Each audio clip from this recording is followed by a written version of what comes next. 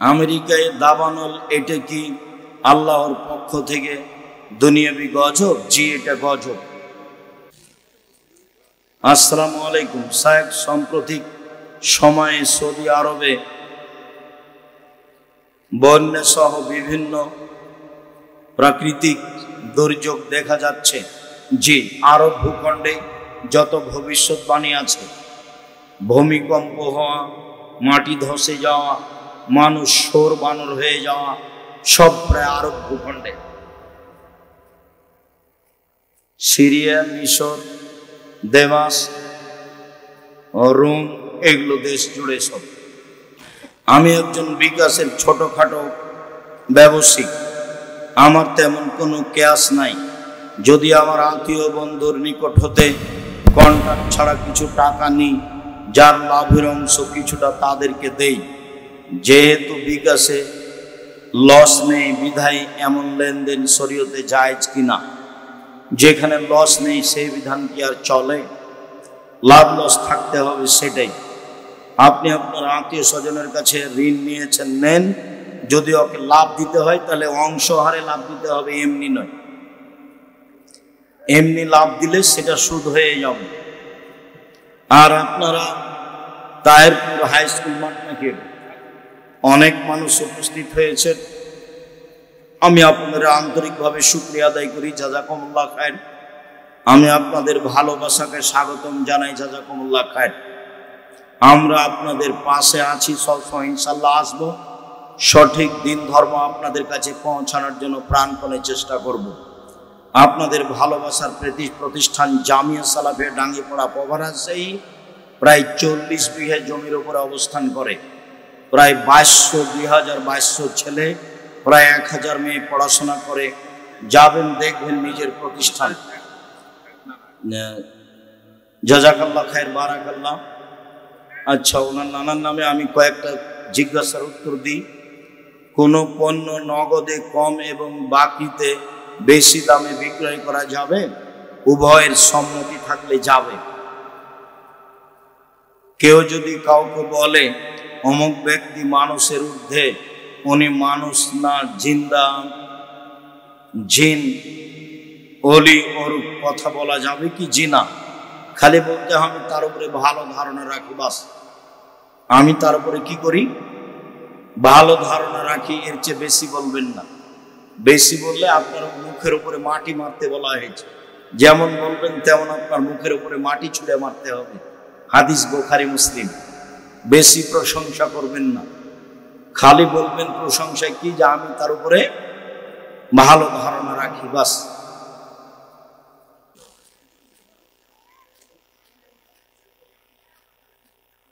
জনৈক বক্তা বলেছেন 20 পানে রাসূল সাল্লাল্লাহু আলাইহি সাল্লামের মৃত্যু হয়েছে। কথাটা একবারে নগদ মিথ্যে। শায়েখ আমাদের মসজিদে শুধু মাগরিবের সময় সম্মিলিত মোনাজাত করে। না না, তুমি ঠিক বলছো না। সম্মিলিত মোনাজাত হয়, এটা তো বিদআত কাজ। ওই গ্রামে ছেলেরা নেই, এই ছেলে তোমরা ওই গ্রামে বসবাস করো না, অনুরোধ জানাও কালকে যে ওস্তাদজি এই কাজ আর করিয়েন না, সবার পাপ বোঝা ঘাড়ে করিয়েন না। আপনাকে অনুরোধ জানাচ্ছি, আপনি অনুরোধ রক্ষা করেন, পরে আপনার মান সম্মানের হানি হোক, এটা আমরা চাই না। আপনাকে খুব ভালোবাসি, আপনি এই বেদাত কাজ করিয়েন না। এইটা কেন হবে? এখানে তো বহু পুরাতন কথা, আজ থেকে নিয়ে 20-25 বছর আগের কথা। সম্মিলিত মোনাজাত বিদআত। একাই হাত তুলে দোয়া করবে যখন ইচ্ছা। অনেক হাদিস।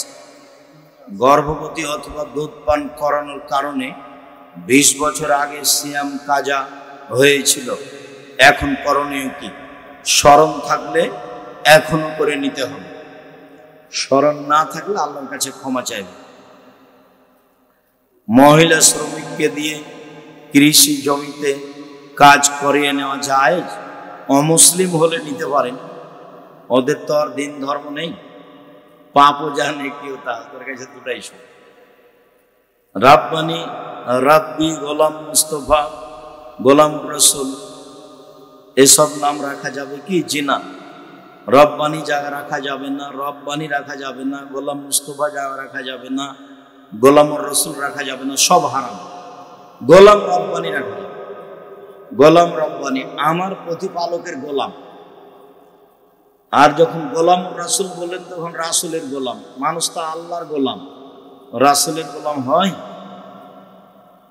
গোলামুর রাসূল মানে রাসূলের গোলাম, এগুলো একটা চলবে না। গোলাম মুস্তফা মানে মুহাম্মদ সাল্লাল্লাহু আলাইহি সাল্লামের গোলাম, একই কথাই হলো। রাব্বানি মানে আমার প্রতিপালক, ও কি আমার প্রতিপালক?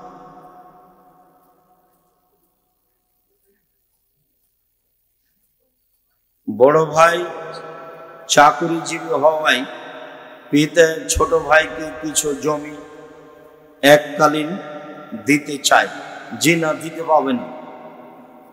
ছোট ছেলে যে বাড়িতে কাজ করেছে, বড় ভাই পড়াশোনা করেছে, ও কাজ করেনি, এর হিসাব করে যে জমি দিতে পারে সেটা ভিন্ন কথা, কিন্তু এমনিতেই জমি লিখে দিতে পারবে হলো হারাম কাজ। নবজাতকের তাহানি কখন করতে হবে? সন্তান প্রসবের পরপরই, 2-1 দিন 2-3 দিন।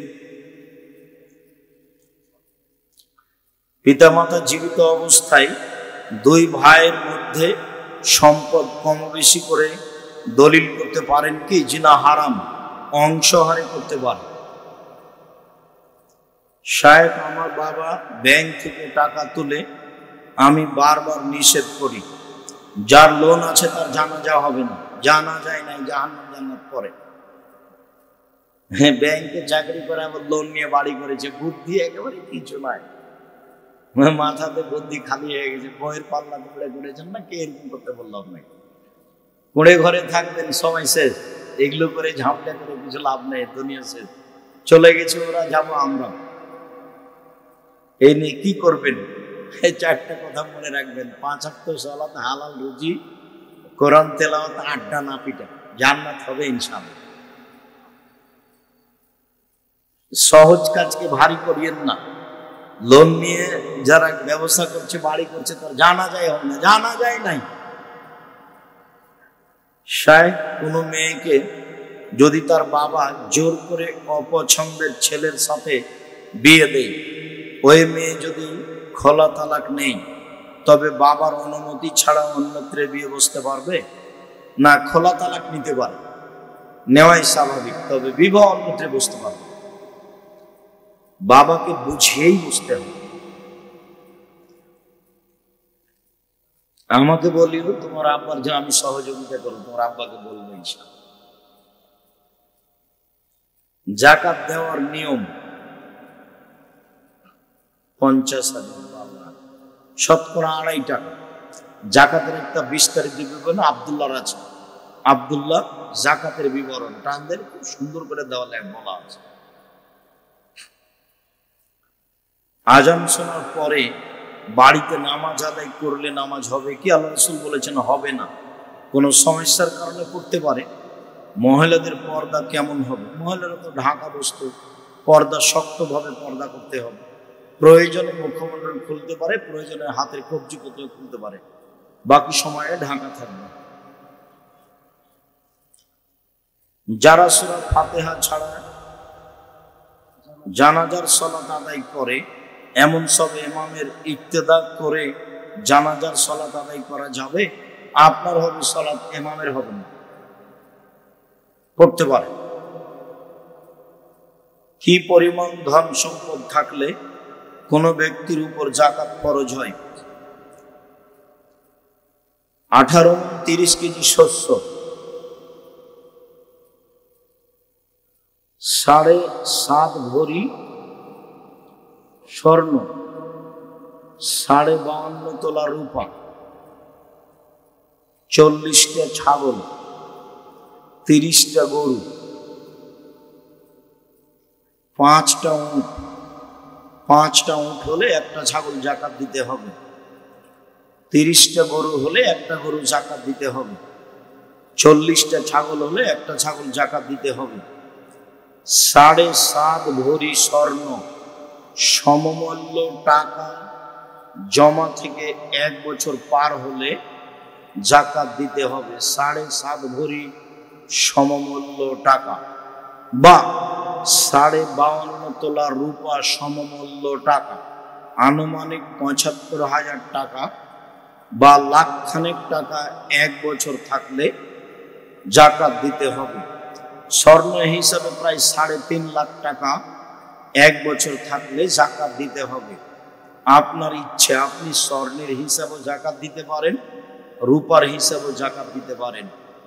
18 মণ 30 কেজি শস্য হলে 20 ভাগের 1 ভাগ শস্য ওসর দিতে হবে।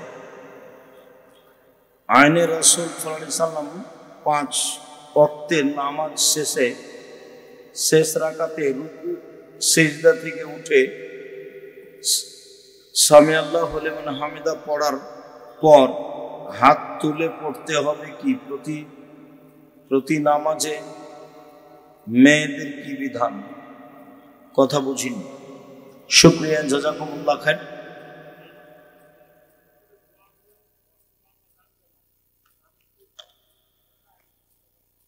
যারা সালাতের দোয়ার অর্থ জানে না, তার নামাজ হবে না এই কথা বললে তো যে বলছে তার বাপেরও নামাজ হবে না, ওর বাপও তো জানে না, আর যে বলছে সেও জানে না ভালো। নাহলে না, ও কথা আমি শুনতে চাইনি। তো মুজাক্কির না, নবীর নাম আর গুণবাচক না। সালাতের অর্থ না জানলে নামাজ হয় না তো বড় ভুল কথা নয়? আমরা কার আমরা কে জানি? আমরা নিজেরা বলছি, আমি যদি বলি তো আমার বাপের নামাজ হয়নি, এমনি চলে গেছে। আমার বাপ তো জানতো, এখন যে বলছে তার বাপ জানে না। একবার নগদ, তুমি না হলে বাস্তব পরীক্ষা করে দেখো।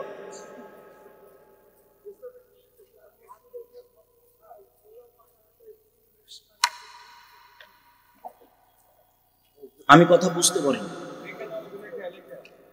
মসজিদে জুমার সালাতের পরে মানত করে হয় পোলাও দেয়, না হলে মিষ্টি দেয়, কুরমা দেয়, মুরগি দেয়।